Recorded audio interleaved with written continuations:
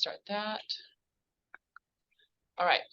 And I'm going to also shut my video off because you don't really need to see me. You need to see other stuff for now. So, all right, welcome. But before I do that, my name is Adrienne Rausch. I'm the librarian here at Grace Harbor College. So I'm going to be talking about APA today and citations. All righty. I am going to share my PowerPoint. All right, so yes.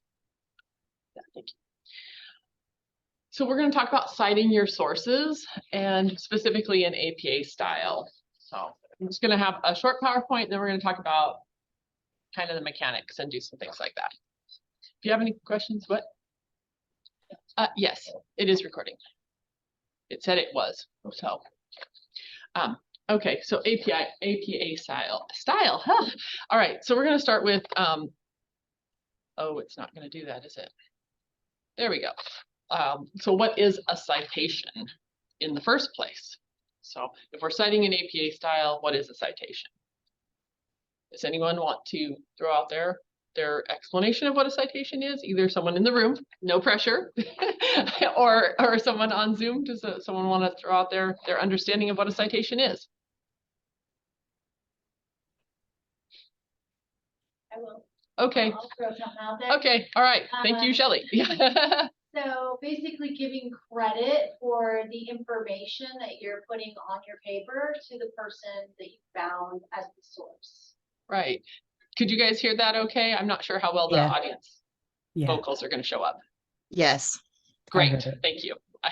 Again, first time in this room with the Zoom. So yeah, so exactly. A note of reference to a work from which passage is quoted or to some source authority for a statement or proposition. So where'd you get your information from?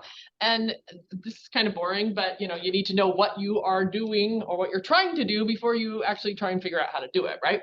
And it's not mentioned in this little statement here, but that, because it's talking about references and quoting things, but that also applies to images. That also applies to charts, graphs, anything that you've used that was not yours. Okay. Even if you got it off the internet, it doesn't matter where it came from. If it's not yours, you need to cite it. So got to give credit out where it's due, okay? See if this will work. There we go. So why? Why should you cite your sources? So you don't get in trouble. Plagiarism. Someone here said plagiarism. What did you say? I said, so you don't get in trouble. So you don't get in trouble, right? Okay. So that's like the number one thing that people have to say is like, because I was told I had to, right? But you want to give credit where credit is due. I mean, if you did something and someone used it, wouldn't you want the credit for that? I mean, you would want to be acknowledged for your work, right? So you got to flip that around. You want to give people credit for what they've done. In terms of academic work, you want to show context. What types of materials did you use? What authors you used when you were doing your research? That places your research in the context of sort of the greater conversation, academic conversation. And then if someone's looking at your references, they can see what types of sources that did you use. And then lets the reader or, view the sources themselves.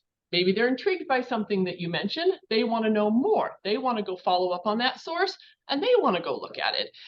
If it's, depending on the subject area, maybe it was an experiment. They want to try and reproduce this themselves. So whatever it is. So lets the reader view the sources for themselves. And of course, the one everybody said, avoid plagiarism. That's like the boring one, right? Because you're going to get in trouble. So that one is, but it's in there today, right? So, all right. And you want to show how, show off your smarts, show off the hard work that you did, right? Cite your sources, throw that in there. So there's different citation styles. We're talking about APA today, right? That's like our focus, but there are different styles depending on what discipline you're working in. So for example, you might be using University of Chicago style. It's a big one in history and some other disciplines like that. American Chemical Society has their own citation style. American Medical Association, CBE, Council of Biology Editors, I think is CBE. MLA, that's Modern Language Association. If you're writing in English or humanities, a lot of times that's the one you're going to encounter there. And so some of you may have also run into that in your time here at GHC, MLA. And of course, like I said, APA, that's the one we're talking about. That's the American Psychological Association citation style. In case you didn't, what? Yes, that's what it's mean. You know, I talk to students all the time and they're like, APA. I'm like, do you know how to, don't know. All I know is APA, you know, I know the letters. That's all I know, right? So that's what that is. So they are all very similar in terms of what you need to include, but they're all different formats and styles. And APA, just like most of the others, are more than just citing sources. It's formatting and how to abbreviate and how to do your page numbers. And I mean, it's the whole entire writing process, not just citations. So there's more to it than that. There's a lot included in that. Oh, where am I at here? Typically, citations are going to include author, so who wrote it, title, in whatever way that takes in, and publishing information. So that would include publication information, which allows your reader to locate. Like we said, they need to be able to find it. Whoever's looking at this needs to be able to find it. Depending on the type of source, that could be the date, that could be the name of the publisher, publishing company, the name of the journal. If it's a journal, if it's a book, there won't be a journal name. City of publication, volume, issue, page number, any publication information. That is what's going to be included in there. So typically those are the elements that you're looking for in for when you're putting together a citation. So any questions so far? Okay. All right. Reference list citation versus in-text citation. So even within that concept, there's a couple of different ways to do this in APA. In-text uses author date. This directs the reader to the reference list at the end of the work. So that would typically, I'm going to show you some examples in a second. And then a reference list gives the full details, all of that stuff I was just talking about. Dates and issues and volumes and names and all those details. But the in-text is going to be the little brief one that you put in the middle of your writing so that your reader knows where to go look on your reference list. Both paraphrases and quotations require citations. This is just a reminder note that even if you've paraphrased what someone else wrote, you still need to cite it. So if you quote it, quotation marks, exact quote, absolutely. If you've just kind of rewritten their idea, absolutely still needs to be cited. Can't stress that one enough. So formats. Different styles will have different order of elements, naming conventions, etc. And you have to know which citation style you're trying to use to make the correct citation. So again, we're talking about APA, but if you're in a class and they tell you to use a different style, you need to know that. So you need to know where you're looking. And we'll talk about some more stuff related to that coming up. But here's some examples. I'm going to give you some examples for APA style. A book example. So this would be like your in text. You've paraphrased or you've quoted this person, and then you put the last name and the date in parentheses in the text. And then this is what it would look like in your reference list. Okay. This is, hold on one sec. Oh, yeah, no, I'm good.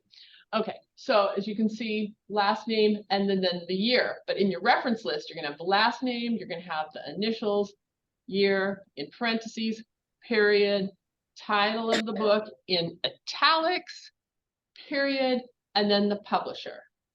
They don't require city of publication, so you don't have to put that in there. So this is your reference list. This is what it's going to look like. Any questions on that? So I've only done two. And I have a really hard time being able to find, not the reference list, but more like the citation. So is there usually a listing for where you can find the site for the cited information? What do you mean by the cited information? Well, every time I've done an APA paper, Mhm. it actually has a separate section where it can be cited or where you can find the site information. And it's different than what I just a question. Like I said, this is only been second. Oh, no problem. I'm just trying to make sure I understand your question. So when you're looking at your thing that you're trying to cite, you're trying to figure out how to know what, right? That is an excellent question, and we're gonna talk about that, okay? We will get to it. So, but one thing to remember, especially when you're talking about books, when you're citing your source here, you gotta look at your item in some detail, when we're gonna talk about how to find some of that in detail, because a book could have more than one author, or anything could have more than one author. So this example has one, but maybe there's more names. It could be edited. So you need to distinguish between an edited book and a non-edited book. It could be translated from another language. So translator needs to be in here. You've got, there's a lot of nuance. Maybe it's the second edition, the third edition, the fourth edition. That all has to be included in your citation. So there's lots of books in particular have a lot of little finicky things that could be changed. So the fundamental look is like this, but there's all kinds of particulars. So going back, no, they're just not forwarding here. There we go. Example, a journal from a database. So if you were using one of the library's databases and you found a journal and you're going to cite it. So this is the in-text. This is one with more than one author. So there's also rules on that. How many authors do you list? I just looked at this yesterday. I think it's 3. There's 3 authors, you list them all. If it's more than 3, then you put et al. As an abbreviation. It's ET space AL period, and then the comma, and then the year. So that's how you're in text if you're citing this. And then your reference list. This one's really long, of course. So we've got 1, 2, 3, 4, 5 authors here. Then we've got, year in parentheses, period, title of the article. So this is an article from a journal. So title of the article, period. Then the name of the journal, Psychology of Popular Media Culture, comma, volume number, which is 8. All of that is in italics. The volume number is in italics, and then italics are gone. Issue number 3 in parentheses, comma, what pages the article is on, period, and then the DOI. DOI stands for Digital Object Identifier, and that is a unique identifier for this article. So there's a lot more detail going on here. Questions at this point? Yes, AC. Yeah. So sometimes I use that Purdue.owl. Yeah. And also use the citation. Yes. Now, what are your thoughts on that? And is it a good source? Or is it just a starting? Purdue or Citation Machine or any of them. Citation Machine. And if you don't know what Citation Machine is, it is an automatic citation generator. It basically gives you a little form to fill out. You put in the information about your source, and then it formats it for you. And that sounds great. Sounds like totally awesome. However, there's always one of those, right? Typically, those are okay to get you started, but it's got the good old computerized garbage in, garbage out kind of situation. If you put stuff in that's wrong, it's not fixing it. I was looking. I've been looking over sources in the last couple of days. One of them says right on there in all. We don't correct for capitalization. So if you just put everything in lowercase, it just leaves it all lowercase. Well, guess what? That's wrong. So there's things they are not going to correct for. So you have to have some information here of your own. So yeah, there's definitely a very big grain of salt with anything that's automatic like that, any computer generated citation. Yeah. So Any questions on that? One thing I was going to mention here, if you got this from one of the library's databases, you do not put the name of the database you got it from. You don't have to put, I got this in Academic Search Complete, whatever, whatever. You don't have to put what day you saw it on. That is not information that needs to be here. So that's something that varies from style to style and has also changed over the years, but that is not information that is required. So, and then if you had a journal in print, you didn't get it from a database, or you have a journal that does not have a DOI assigned to it. DOIs have been around for a while, but not forever. So, you know, especially if your article's a few years older, it may not have a DOI. Again, multiple authors, the in-text is going to look the same, and the reference list is going to look the same, except it won't have the DOI. So really, same type of thing, just no DOI. It's not that important. The idea being, you know, if you're looking at someone's reference list and you see this, you're going to go figure out how you can get it. I mean, you don't have to know where they got it from. It's not important. So that's all my examples here. So questions on, no, this is the end of the PowerPoint part. We'll keep talking though, don't worry. Well, it's pretty clear, honestly. Great. I have a question Yes. for resources. So if a student needs, Stop. say, to look at an APA book, right, instead of using a generator, Mhm. Does the library have resources, Yep. like APA books that Yep, they can I'm come getting there. look at? Yeah. Oh, I'm going there next. Yes, thank you. Okay, so I'm gonna, I don't know if you'll be able to see if I'm gonna hold stuff up. So I have two handouts that I handed out in person. One of them is, and I can email these links to you, Shelley, and you can share these out with people, but I'm gonna hold this up. Our student has them. This one is common reference examples in APA style. This is from the APA website. It's really nice, but it's got kind of common examples like articles and print magazines, online newspapers, print newspapers, etc. And it goes, I mean, it's 4 pages, so it goes into, I mean, their idea of common is very different than most students' idea of what a commonly cited sources, you know, TV series episode, you know, but anything that you want to use, common or not, APA will tell you how to cite it. You spoke to someone on the phone, got some information. You sent them an email, they emailed you back. You read something on Twitter and you're trying to cite it. They tell you how to do everything.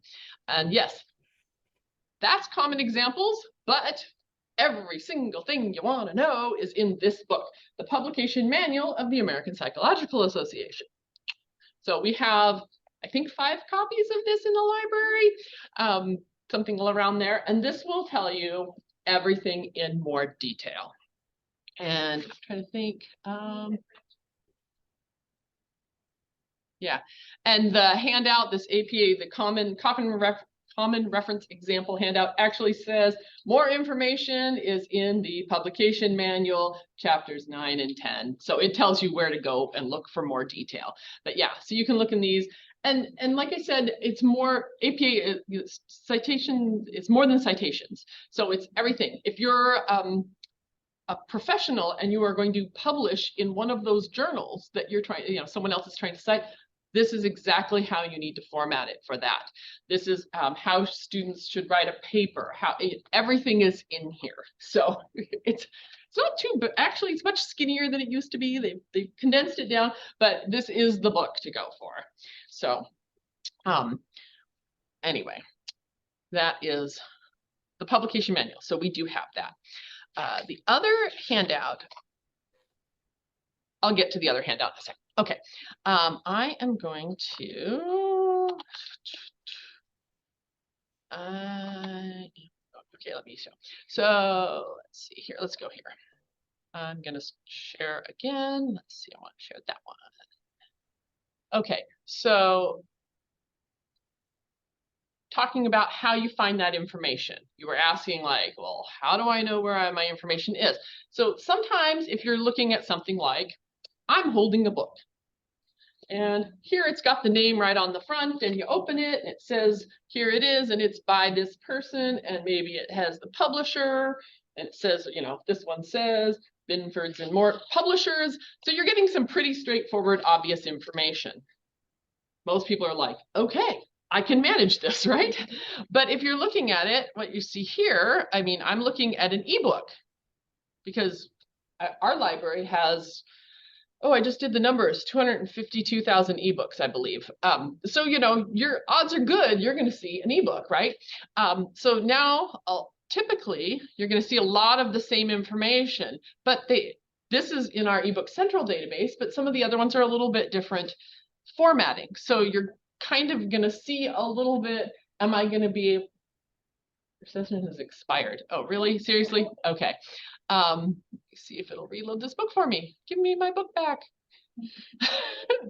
Or you might have technical difficulties, because that could happen too. Okay, so we've got a lot of information here. You know, at the top it says sports and athletic preparation, performance, and psychology, but it also says trends in human performance research, and then talks about it being a document, and then it's more. So this is part of a series. So additional books in this series. Okay, so this is the name of the series, but this is the name of the book in the series. So you're going to see it. So this is a good example of things that are kind of unusual. You're going to see this, and now we have names. Oh, editors. So now we have edited books. So we would want to look at the example for how do you cite something if there's editors. It's got the publisher name, the city. We don't need the city though, because that's not part of our citations. Etc. And we have a date. But so when you're looking at things in different formats, you're going to have to look in different places. There isn't one thing that says, here's everything you want to know in one little neat package with a bow on it. I wish that would be lovely. That would be great, but it's not. It would make life easier, wouldn't it?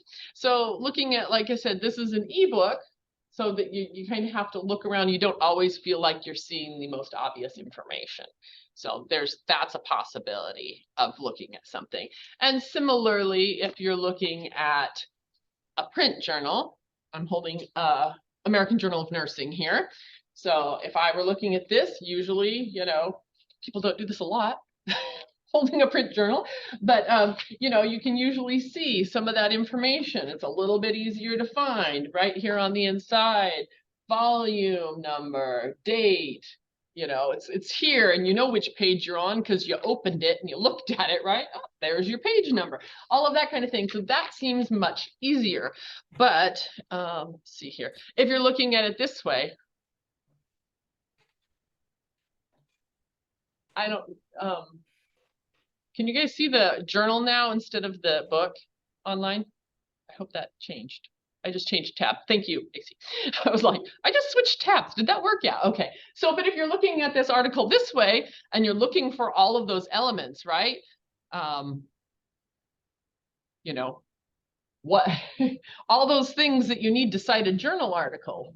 You're looking for author, you're looking for name of the journal, you're looking for the name of the article, volume, issue, page number. Some of this will be obvious, some of it won't. So this is our Science Direct database, but we've got you know, the title of the article here.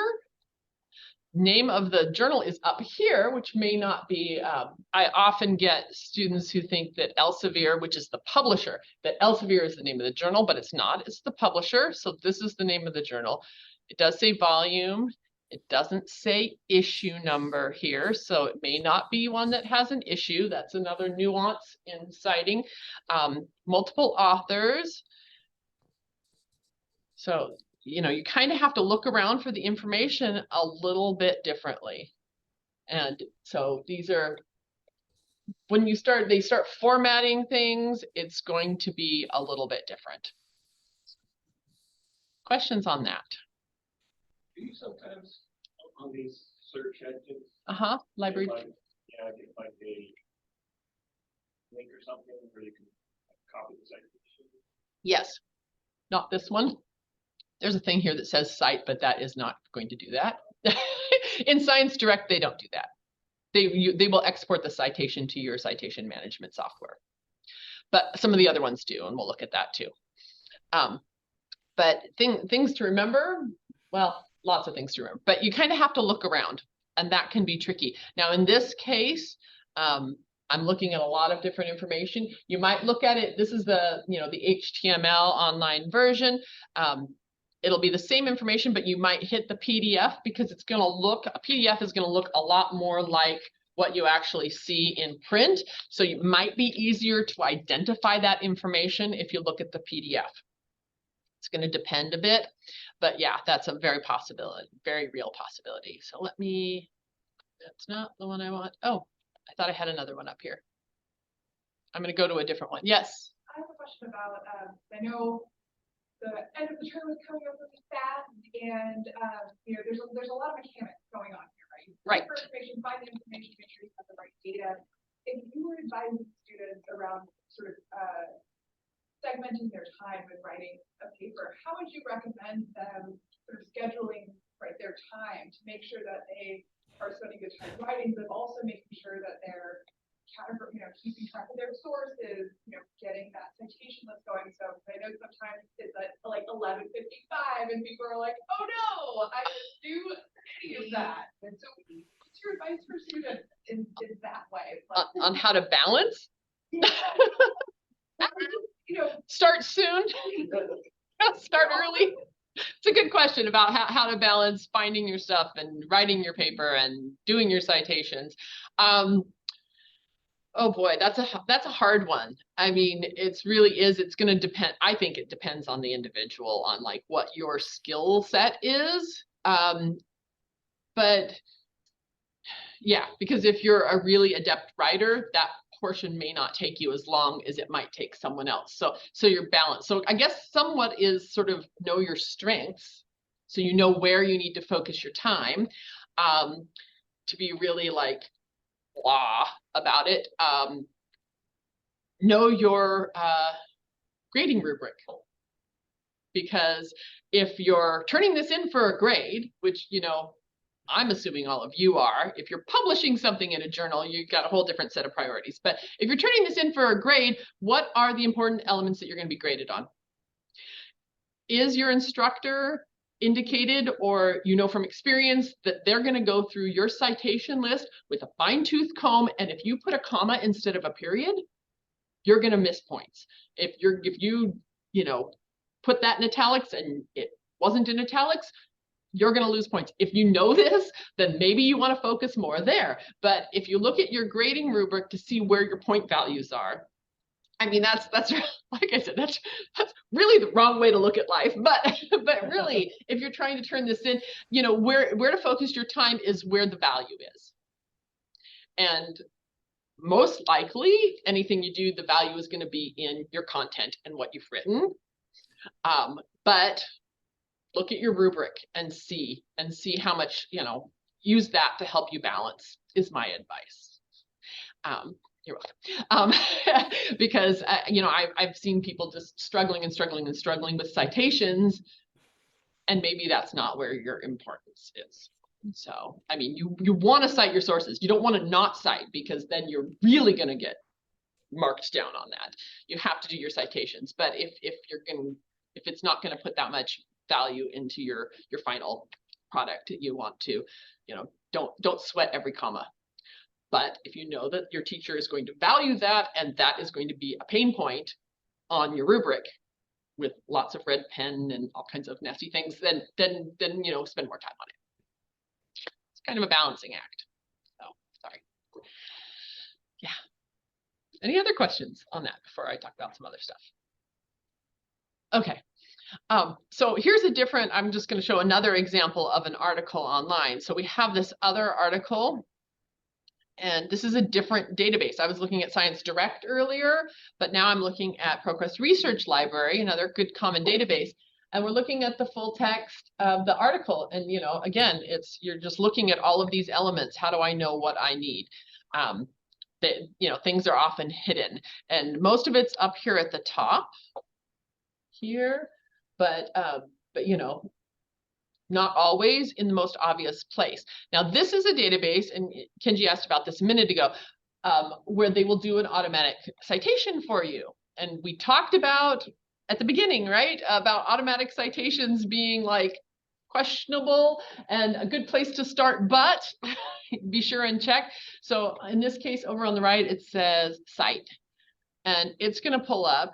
So this goes back to my other comment at the beginning going, know what kind of citation style you're supposed to be using, because this defaults APA 6th edition. This book I was waving around a minute ago, the APA manual, this is the 7th edition, which came out in 2020. So this one's newer. So we don't maybe want the 6th edition, we want the 7th edition, which should be here. There it is. But look at all, I said there were lots of styles. Look at all these choices. So you need to know what you need to know which one you're trying to use. So if we went with APA 7th and switched it, this is going to be what they put out as the citation. A little squinty here.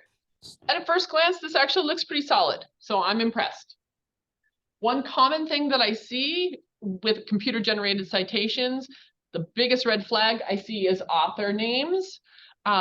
Either they'll do them in all caps or something like that, or first names. In APA style, it's always last name, comma, and initials. If you see the first name spelled out, that's not APA style. So big red flag right there. Then really, you better look at your citation. Or make sure you picked the right one. Make sure you picked APA off the list. But that is a really big flag, is that that's usually my number one big flag. So then you could work from this.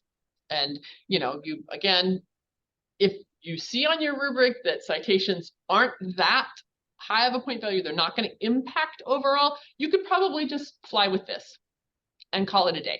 But if you see that your instructor is going to be really picky about it, that, start with this, but then check it. Double check it yourself. Make sure you know what you're doing. So yeah, unfortunately, in terms of how to find that information, it's you got to look around a little bit. If they do a citation for you, it'll probably collect all that information. Not necessarily, but you're going to have to kind of look around. The different databases and the different types of sources are going to put them in different places, unfortunately. So, all right. Couple other things that the other handout that I have, this little short one, which I can send to you to share. One of them is just more reference examples. Let me find it here. This is from the APA's website. So this is just more reference examples that they've got, more details broken down. So on their website, they have a lot more examples, so that link is there. And then the other thing on that is this tutorial, Academic Writer Tutorial Basics of 7th edition APA style. And again, this is from APA, and you can, it's a big, long, elaborate tutorial, as you can see as I scroll and scroll and scroll. So it's a big, long, elaborate tutorial, but it does actually have specific sections. One's on in-text citations, one's on reference list entries, and there's even things about paraphrasing and quoting. So if you want a little refresher on paraphrasing and order and format of the reference list. So there's this nice tutorial that you can go through. So that's the other thing on the handout, and I will send that to you, Shelley, so you can send it out to students. But again, it's on the APA website. So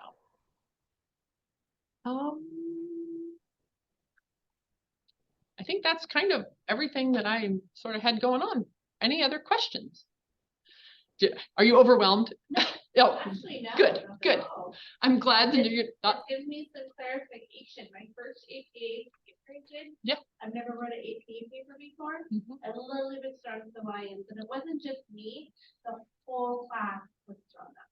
Sure. And so it's Yeah. nice to be able to get some information on how to write a. Yeah. great. And the APA website, I found, I mean, I didn't make a whole list, but there's a lot of other things on there. There's a checklist for students, so you know you're following the elements. The book here, and I think there was some on the website too. There was a lot of stuff, so I was poking around for a while. But there's a sample paper in here to show you the formatting and things, so you can take a look at that in the book. And I think they have on their website as well a sample paper. And the really nice thing about that is it will refer you to where in the book you can go get more information. It'll say, here's like the header, and here's where you go look up detailed explanation of how that's used and how that's formatted. So it's really helpful. So when you guys do, I'm gonna be honest with you, I've never checked that stuff from That's our okay. library, but Yeah. how long is their checkouts for into the library? Checkouts for library books.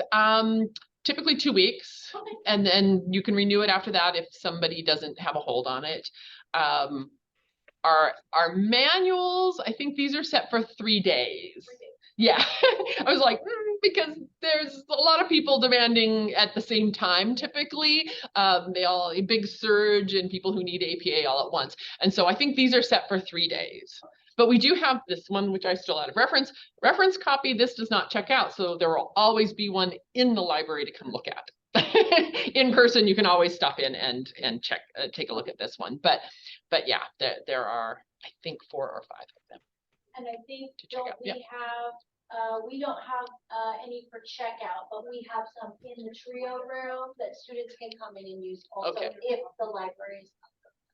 Okay, yeah, cool. So there's some available in Trio as well. Okay. Any questions from the online people? I was just wondering if you're citing for a speech, Uh-huh. is it the same as citing for a paper? Okay, you know what?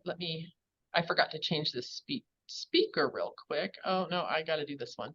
Oopsies. Well, now I can't remember.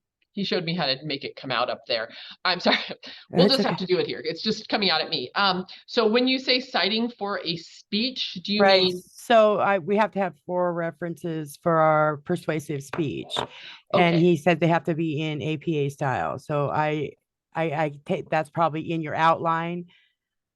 Okay. But so do you cite it the same way with your author and your date and all that as you do in a paper? So you need to turn in a reference list for your speech that you're giving the speech. You're not Yes. citing a speech, correct? No, well, I'm giving a speech, and so my references for the speech I have to cite. Right. So you need to cite your sources. Yes. It should be the same reference list entries. You would be turning that into your instructor, right? Yes. As a piece of Yes. paper. Yes. Yes. So no, you would cite them the same way. Okay. Thank you. And yeah, no problem. But if you had listened to a speech and you were citing a speech that you heard, that's Oh going to no, be a that's different. No, no, no. Yeah, right. That's why I Okay. was like, make Yeah. sure we were talking about the right thing. Yeah. Mhm. Okay. Thank you. Same kind of thing. You're welcome. Any other questions? What are your thoughts on the reference tool? The reference tool in Microsoft Word, the reference generator. Yeah. I have not used it. So my instinct is the same as any other computer. It's a computer generated citation. So really keep an eye on it. And again, the garbage in, garbage out. If you put stuff in there poorly, it's going to come out poorly. Yeah. So it's again, a good sort of starting point. Do you have an experience that you wanted to comment? So if you use a citation manager, it can sometimes be a lot better. It will catch it, but that's the added layer of complexity there. And that was actually one of the questions I had is what, and this is sort of for all of y'all, is what is, if you recommend a citation manager for students? Do you have one that works best within the Grace Harbor College sort of system? Because I know there's some schools have a preference for one over another. We don't, to my knowledge, have anything here. We don't have any subscriptions to anything, so we're not paying for a citation manager. Yeah, I think Zotero is a good free one. And so if someone were doing that, if you wanted to manage all of your citations in one place, Zotero would probably be my recommendation because it doesn't cost anything. So. But my general experience is that students aren't necessarily managing so many citations that they have, that they need to especially pay money for something. So, but yeah, it does make you have to put them in somewhere and then move them somewhere else generally. So, right. Any other questions? Okay, so I will wrap it up here. And hopefully, I hope that recorded. Now I don't know how to stop it. Oh, there it is. Found it. Goodbye, everybody. Don't Bye. hesitate to contact me if you have questions. And I will send these handouts to Shelly so she can share them out with you guys. Okay, Thanks. bye. Have a great day. You too. Thanks. Bye.